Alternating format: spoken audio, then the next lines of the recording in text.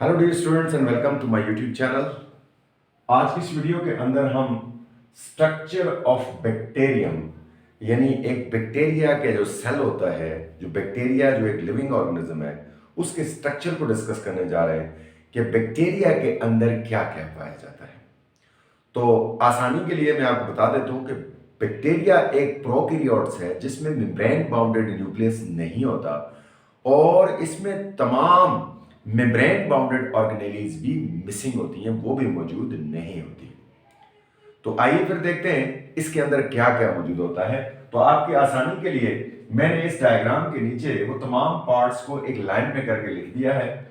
Bacterium cell consist of these following 10 parts. Bacteria cell के ये 10 parts मौजूद होते हैं। नंबर 1 कैप्सूल, सबसे बाहर बैक्टीरिया के ऊपर, सब बैक्टीरिया में नहीं होता, कुछ बैक्टीरिया में मिसिंग होता है, लेकिन ज्यादातर बैक्टीरिया में सबसे बाहर सेल वॉल से भी बाहर एक कवर, सख्त किस्म का कवर पाया जाता है जिसे हम कहते हैं बैक्टीरियल कैप्सूल। उसके अंदर होती है जनाब सेल वॉल। सेल वॉल के अंदर होती है जी सेल मेम्ब्रेन। देख लें, ये बाहर वाला बैक्टीरियल कवर है, ये सेल वॉल है, ये सेल मेम्ब्रेन है। उसके बाद इसके साथ एक लंबा सा रेशा होता है, उसे कहते हैं फ्लैजेला। फ्लैजेला के बाद इसके साथ छोटे छोटे और फिंगर लाइक प्रोजेक्शंस छोटी छोटी मौजूद होती हैं, उन्हें कहा जाता है पिली या पिलाई। उसके बाद इसके अंदर खास किस्म के स्ट्रक्चर होते हैं, उन्हें कहते हैं मीजोसोम्स। मीजोसोम्स के अलावा इसके बीच में जो पानी होता है उसे कहते हैं साइटोप्लाज्म। उसके बाद इसके अंदर ये छोटे वाले जो स्ट्रक्चर है इन्हें कहते हैं राइबोसोम्स। और सेंटर में होता है इसका जीनोम। जीनोम के ऊपर मैंने कहा जो जेनेटिक मटेरियल है उसके ऊपर न्यूक्लियर मेम्ब्रेन नहीं होती, न्यूक्लियस नहीं होता, इसलिए इसको सिंपली हम जेनेटिक मटेरियल कहते हैं। और एंड पर मौजूद होता है जनाब प्लाज्मिड। प्लाज्मिड एक एक्स्ट्रा जीनोम का सर्कुलर रिंग होता है जो कि आखिर में जाकर मैं आपको इसका काम बताऊंगा। तो ये 10 पार्ट हैं जिनको हमने वन बाय वन डिस्कस करना है। आइए स्टार्ट करते हैं। Bacterial cell is prokaryote in nature and consist of the following parts. पहले मैंने बता दिया कि ये नेचर में प्रोकैरियोट्स है और उसके अंदर ये पार्ट्स पाए जाते हैं। नंबर 1 की बात करते हैं, capsule. It is the outermost covering of all bacterial except a few. ज्यादातर बैक्टीरिया में आउटर मोस्ट कवरिंग कैप्सूल होता है, लेकिन चंद में नहीं भी होता। एक्सेप्ट फ्यू का मतलब होता है कि कुछ बैक्टीरिया में यह पाया नहीं जाता, जैसे माइकोप्लाज्मा है। It is gummy and slimy. Capsule की सलाहियत यह है कि ये गम की तरह थोड़ा मजबूत सा होता है और स्लेमी यानी स्लिपरी होता है, स्लेमी होता है।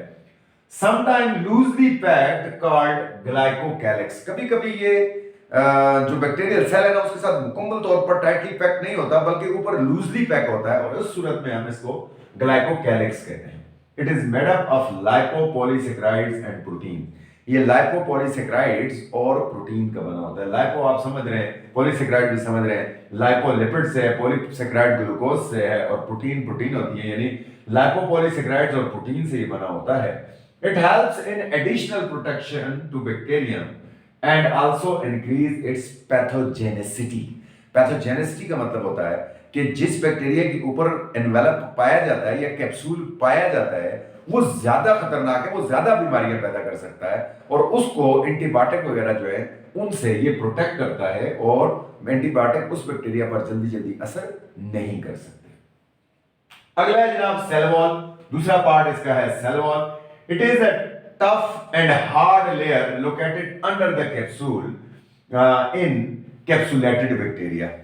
अब सेल वॉल बाहर तो कैप्सूल है, कैप्सूल के नीचे आ जाए तो एक टाइटली पैक्ड स्ट्रॉन्ग किस्म की, हार्ड किस्म की एक और लेयर मौजूद है, उसको सेल वॉल कहते हैं। और कैप्सुलेटेड बैक्टीरिया में डेफिनेटली ये कैप्सूल के नीचे होगी और जिनमें कैप्सूल नहीं पाया जाता उनमें सबसे बाहर वाली दीवार जो होगी वो सेल वॉल होगी। Cell wall with capsule is collectively known as envelope of bacteria. Cell wall और इसके कैप्सूल के साथ मिलाकर कभी कभी इसको बैक्टीरियल एनवेलप भी कहा जाता है, तो इससे कंफ्यूज नहीं होएगा। जब हम बैक्टीरियल एनवेलप की बात करते हैं तो उसमें मौजूद बैक्टीरिया का बाहर का कैप्सूल और उसकी सेल वॉल दोनों है, ठीक है जी, दोनों मिलाकर बैक्टीरियल एनवेलप बनता है। It is made up of murein. इसकी cell wall, bacterial cell wall murein से बनी होती है। म्यूरिन क्या है? इट इज अ पेप्टाइडोग्लाइकेन, यानी प्रोटीन और ग्लूकोज, प्रोटीन और ग्लूकोज यानी स्टार्च, शुगर मिलकर पेप्टाइडोग्लाइकेन करते हैं। On the base of cell wall there are two types of bacteria. Bacteria की सेल वॉल की बेस के ऊपर दो टाइप्स होती हैं, एक होते हैं ग्राम पॉजिटिव, दूसरे होते हैं ग्राम नेगेटिव। ग्राम पॉजिटिव जो है इनकी सेल वॉल काफी थिक और मोटी होती है, और ग्राम नेगेटिव की जो सेल वॉल है ये थोड़ी सी पतली होती है। इट गिव्स पर्टिकुलर शेप, एक तो ये बैक्टीरियल सेल को खास शक्ल देती है, उसके बाद प्रोटेक्शन, अंदरूनी हिस्सों की हिफाजत करती है, and prevent bursting of cell, और सेल को बर्स्ट होने से यानी फटने से बचाती है।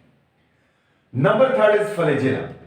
फ्लैजेला ये इसके साथ जो लंबा सा रेशा लगा हुआ है इसे फ्लैजेला कहा जाता है। They are thin hair like structures arise from the cell membrane. यहां गौर करेंगे ये सेल मेम्ब्रेन से निकले हुए हैं, arise from the cell membrane and come out of the cell wall, और सेल वॉल इवन एनवेलप से भी बाहर आया हुआ होता है। On the basis of flagella bacteria are divided into two types. Flagella की बुनियाद के ऊपर भी बैक्टीरिया को दो टाइप्स में डिवाइड किया गया है। एक होते हैं एट्रेकस, दूसरे होते हैं ट्रेकस। एट्रेकस बैक्टीरिया वो होते हैं जिनमें फ्लैजेला नहीं पाए जाते हैं।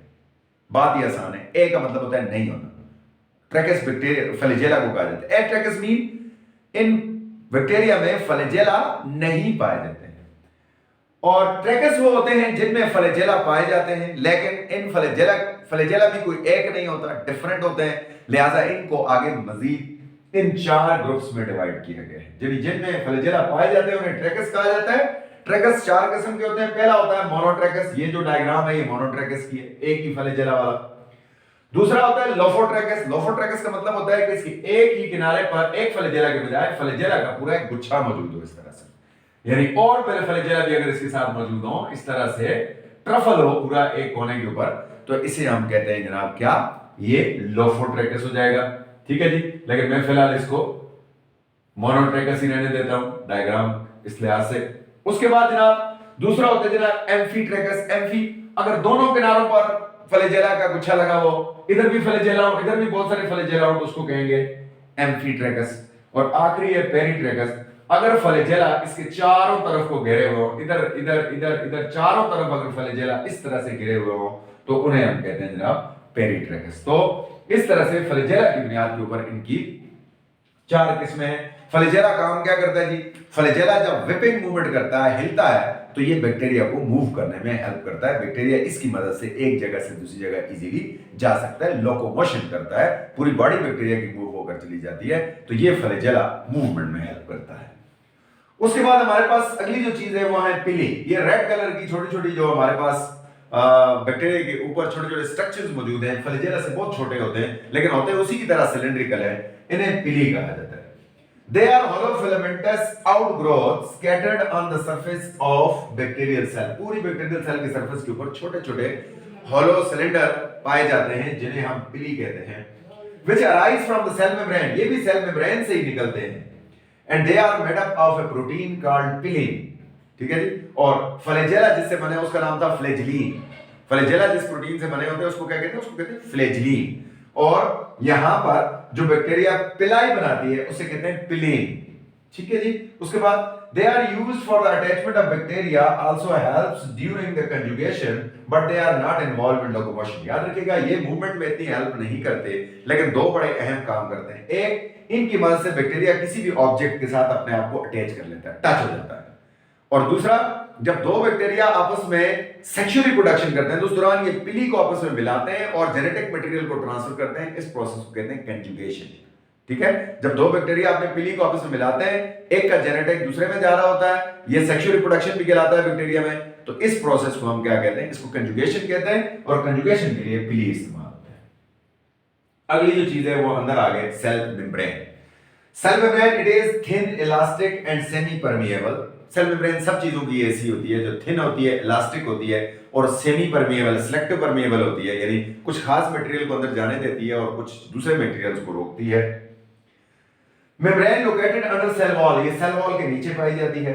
It is made up of protein, lipids and enzymes. याद रखिएगा कि बैक्टीरियल सेल वॉल जो है वो तमाम ही सेल वॉल जितनी भी है वो लिपिड्स और प्रोटीन से बनी होती है, लेकिन इसकी सेल वॉल में कुछ एंजाइम्स भी पाए जाते हैं।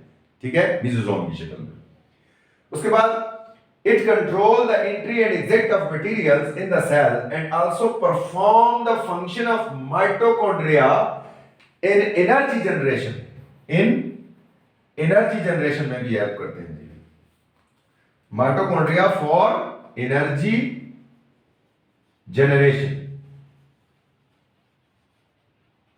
माइटोकॉन्ड्रिया का काम, माइटोकॉन्ड्रिया चूंकि इसमें मौजूद नहीं होता, माइटोकॉन्ड्रिया यूकैरियोट सेलों में मौजूद होता है, वहां वो उनके लिए एनर्जी जनरेट करता है। तो यहां एनर्जी क्या चीज जनरेट करती है? यहां इसकी सेल मेम्ब्रेन एनर्जी जनरेट करती है। तो एक तो ये अंदर आने जाने वाले, अंदर और बाहर आने जाने वाले मटेरियल को की जो एंट्री और एग्जिट है उसको कंट्रोल करती है। सिलेक्टिव परमिएबल है, खास मटेरियल को अंदर जाने देती है और अंदर से कुछ खास मटेरियल को बाहर आने देती है, और दूसरे मटेरियल को रोकती है। जरूरी चीजों को अंदर से बाहर नहीं आने देती, गैर जरूरी चीजों को अंदर नहीं जाने देती। एक तो ये काम करती है, उसके साथ साथ ये चूंकि यहां माइटोकॉन्ड्रिया नहीं है तो उसका काम भी तो किसी को करना है, तो वो सेल मेम्ब्रेन माइटोकॉन्ड्रिया का काम भी परफॉर्म कर रही होती है। और इसकी मदद से जो बैक्टीरियल सेल है वो समझ ले सांस ले रहा होता है, वो रेस्पिरेशन कर रहा होता है और उससे एनर्जी प्रोड्यूस होती है जिसे वो इस्तेमाल होता है। तो इसकी सेल मेम्ब्रेन बड़ी इंपॉर्टेंट है। एक और चीज सेल के मेम्ब्रेन के अंदर ही पाई जाती है, उसे कहते हैं मीसोसोम। कभी कभी सेल मेम्ब्रेन अंदर की तरफ मुड़ जाती है। मसलन मैं यहां से आपको बताता हूं कि ये सेल मेम्ब्रेन यहां से फट जाती है, अंदर को मुड़कर इस तरह का एक फोल्ड बना देती है। इस फोल्ड को कहते हैं मीसोसोम्स। ठीक है, they are formed by the invagination of cell membrane. Invagination mean folding of cell membrane, and they are more prominent in gram positive bacteria. gram positive में चूंकि सेल वॉल काफी मजबूत होती है तो उसमें ज्यादा प्रोमिनेंट होते हैं gram positive bacteria. They contain DNA replicating, cell division and respiratory enzyme. In mesosomes के अंदर 3 किस्म के एंजाइम पाए जाते हैं। डीएनए रेप्लिकेशन भी यही करते हैं, सेल डिवीजन भी यही करते हैं, क्योंकि इनमें सेंट्रोसोम नहीं होते। सेंट्रोसोम ना होने की वजह से सेल डिवीजन का काम सेल मेसोसोम करते हैं, जो कि सेल मेम्ब्रेन का ही पार्ट है। एंड रेस्पिरेटरी पिगमेंट्स, और रेस्पिरेटरी पिगमेंट्स जो है, मैंने कहा कि रेस्पिरेशन भी करती है, तो वो भी इसी में पाए जाते हैं। They helps in DNA replication, cell division and the respiration. Definitely जब तीनों चीजें इसके अंदर है तो मेसोसोम्स जो है वो सेल डिवीजन में, डीएनए रेप्लिकेशन में और इसके अलावा रेस्पिरेशन का जो प्रोसेस है, ऑक्सीडेशन है, उसके अंदर ये मेसोसोम्स हेल्प करते हैं।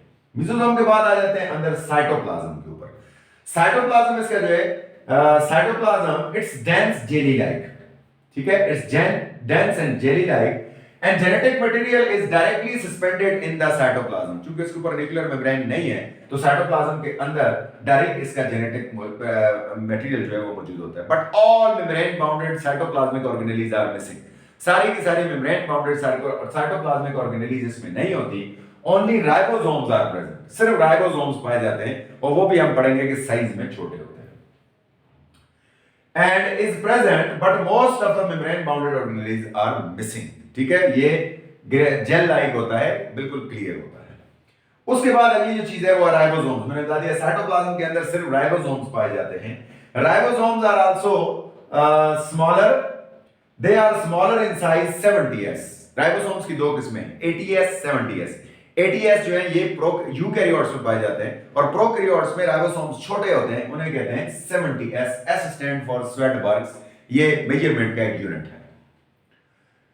उसके बाद bacterial cell contain 1000 ribosomes, 10,000 sorry. एक बैक्टीरिया के अंदर तकरीबन 10,000 के लगभग राइबोसोम्स पाए जाते हैं।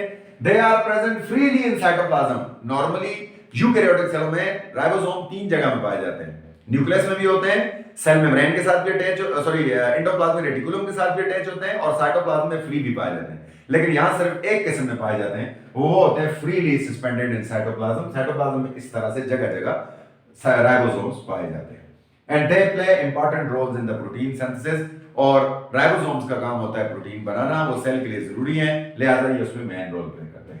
आखिरी बात आ जाती है जेनेटिक मटेरियल और जीनोम। इसका जो जेनेटिक मटेरियल है it is surrounded by a membrane and present in cytoplasm. इसका जीनोम जो है not surrounded by cell membrane, उसके ऊपर न्यूक्लियर मेम्ब्रेन नहीं है और ये प्रेजेंट होता है directly suspended in cytoplasm and it is made up of DNA but less protein are present, so it's called circular DNA और इसको हेप्लाइड भी कहते हैं। ये सिंपल सा इस तरह से गोल सा रिंग होता है, सर्कुलर डीएनए होता है जिसके ऊपर प्रोटीन बहुत कम होती है, इसलिए हम कभी-कभी बैक्टीरिया को हेप्लाइड कहते हैं। ठीक है, क्योंकि सिंगल रिंग होता है, सिंगल सर्कुलर रिंग होता है, डबल नहीं होता है। सिंगल सर्कुलर का मतलब है कि उसमें एक ही तरह के एक आधे क्रोमोसोम्स पाए जाएंगे।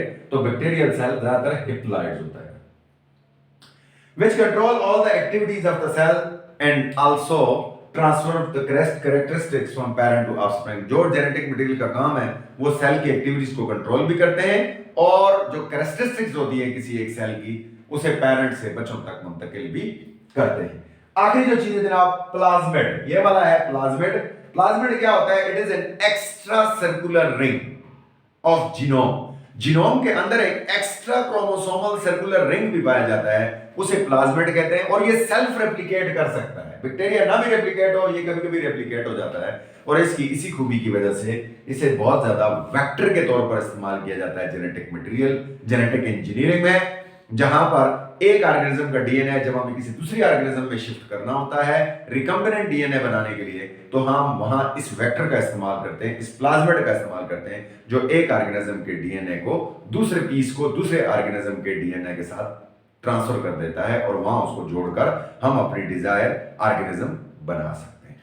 तो ये था जनाब शॉर्टकट में बैक्टीरियल सेल, उसका मटेरियल यानी उसकी स्ट्रक्चर। सबसे बाहर कैप्सूल है, उसके अंदर सेल वॉल है, उसके अंदर सेल मेम्ब्रेन है और इसके ऊपर पिलाई पाए जाते हैं। एक फ्लैजेला, कभी एक कभी दो कभी बहुत सारे फ्लैजेला पाए जाते हैं, पिली होते हैं छोटे छोटे। उसके अलावा इसमें मीजोजोम्स होते हैं और मीजोजोम्स के अलावा साइटोप्लाज्म भी मौजूद होता है, राइबोसोम्स भी होते हैं, जीनोम इसका भी मौजूद है और प्लाज्मिड पाए जाते हैं। ये खास जो चीज़ें बातें थी। आई होप कि आपके लिए ये फायदेमंद साबित होगा। अपना ख्याल रखिएगा। अल्लाह हाफ़िज़।